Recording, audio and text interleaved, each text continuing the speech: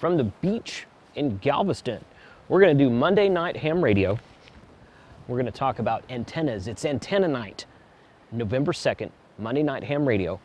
Check the links below. Check the playlist link in the description below. Hope you like this. We're going to talk about the Chameleon F-Loop 2.0 today on Ham Radio 2.0.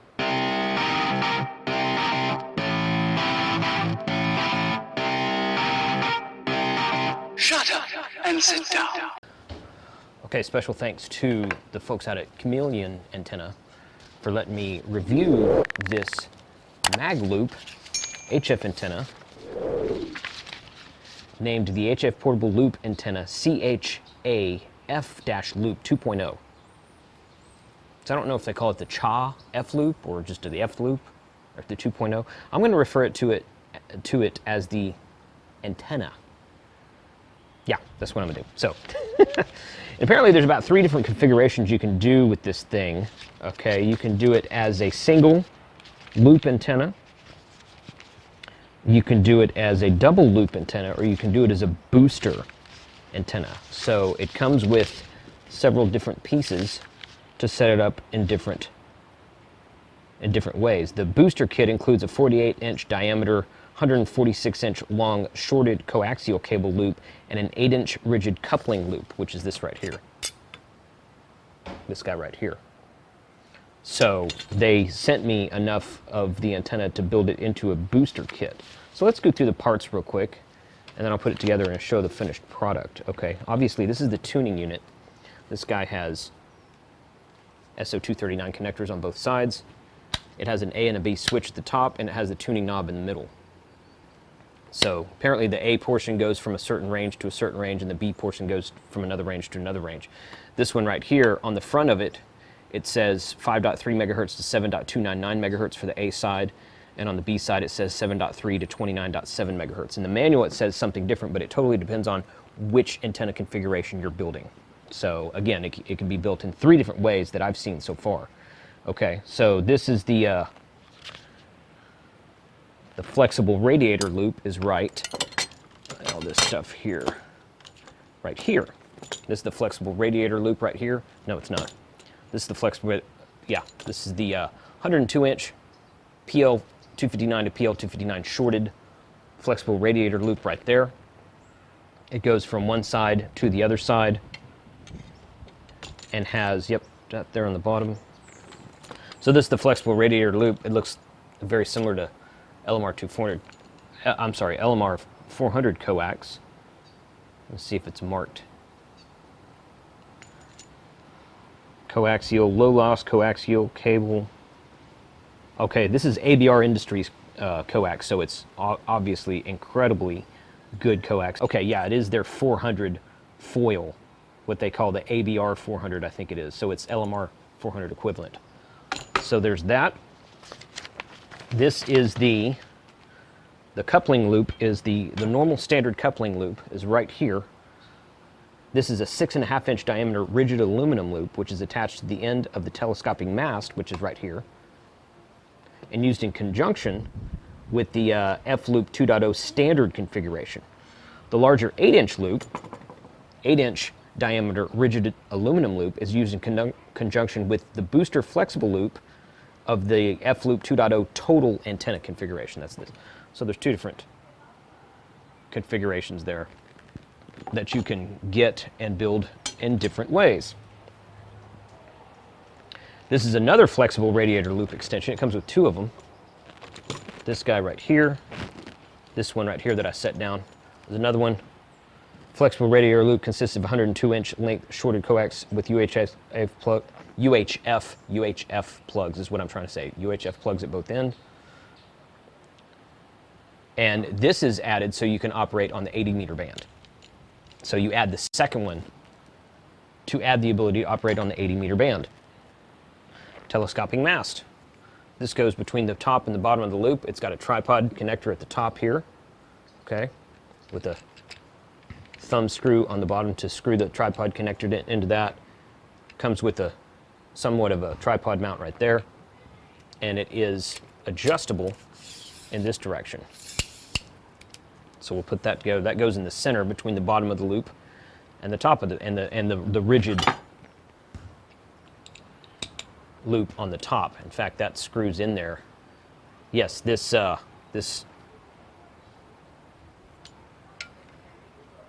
horizontal piece on the rigid loop, which is just above the SO239 connection, is threaded for a tripod type connection that goes right into there. So that makes it really easy and probably provides some stability too as well, I would imagine. So the tuning knob right here, located on the front, this is where I read this. In the standard configuration, position A will work from 4.7 to 22.4 megahertz, and position B will work from 6.7 to 29.7 megahertz. So, sorry the camera's a little bit dark, but that camera is not able to be adjusted. So A and B, A there, B there, tuning knob here. You can watch on your S meter and or antenna analyzer, depending on what you want to connect to it. SO239's on the side. This does have also tripod connections on the bottom. In the double configuration, the A side goes from 2.8 to 10.2 megahertz, and the B side goes from 5.0 to 11.9 megahertz. And then in the booster, it goes from 4.0 to 17.9 megahertz and 5.4 to 23.1 megahertz. So it's a little bit wider banded in the standard configuration, going all the way up to the FM portion of the 10 meter band, so which is 29.7 megahertz. So if you want to work FM repeaters with your loop antenna, or work FM simplex if the band is up, you can probably work almost some DX with FM simplex when the band is up. It's really cool. This right here is the 146-inch PL-PL shorted configuration, which is used in the booster configuration. This doesn't come standard with the, well, it isn't used in the standard configuration, but it's used in the booster configuration. Set that over there. This guy right here is a 12-foot of flexible coax line. This is smaller stuff right here. Let me read on here and see what it is.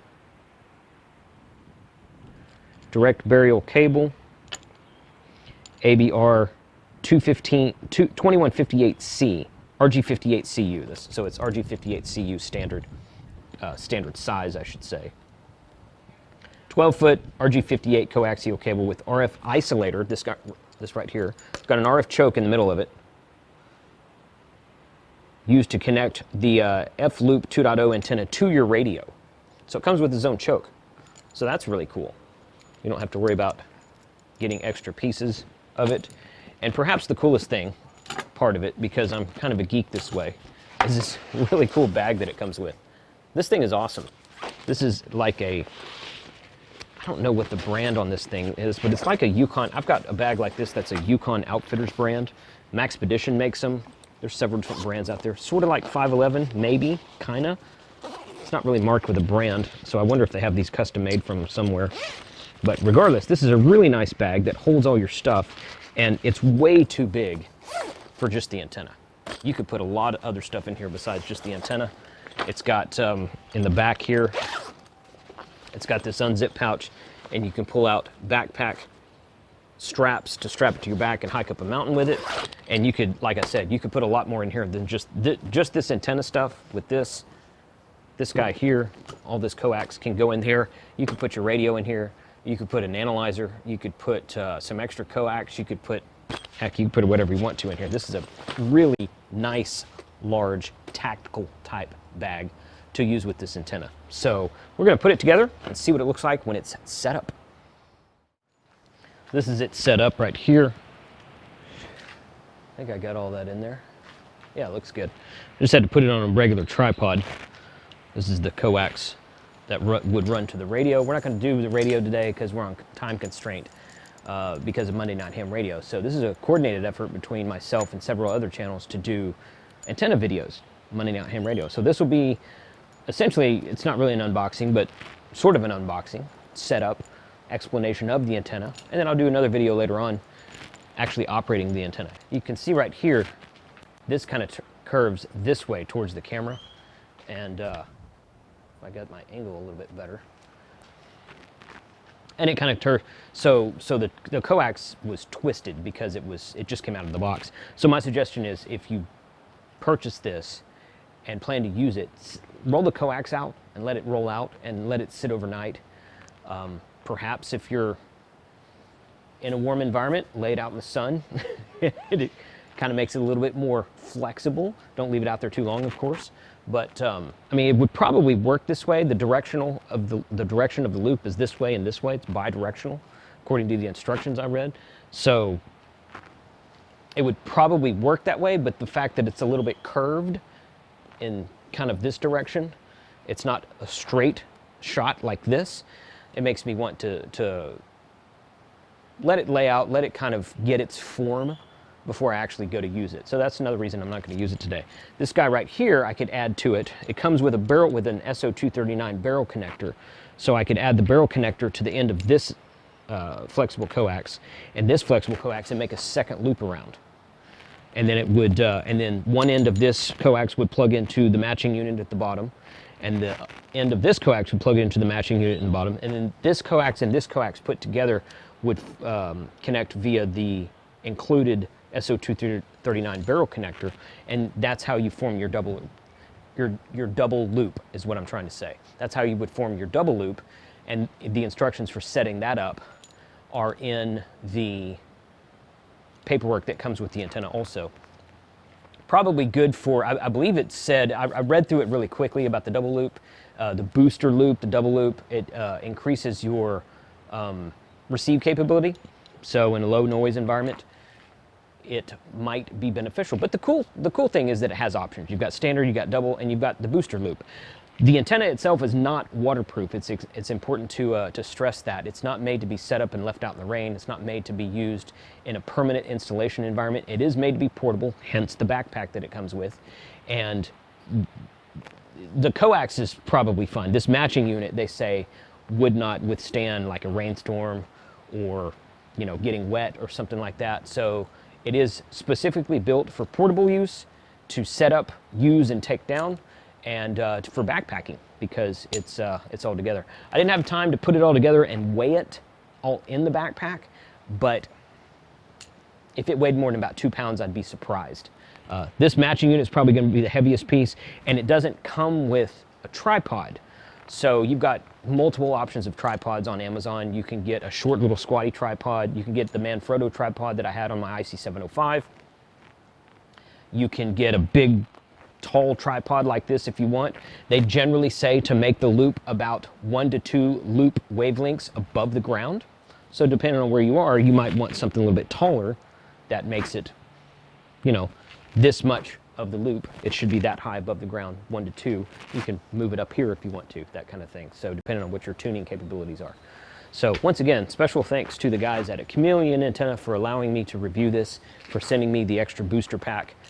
We are going to use it in a video later on, probably with some POTA activation that I'm planning on doing at a later time, perhaps this week while we're down here in Galveston. 73, hope you enjoy Monday Night Ham Radio.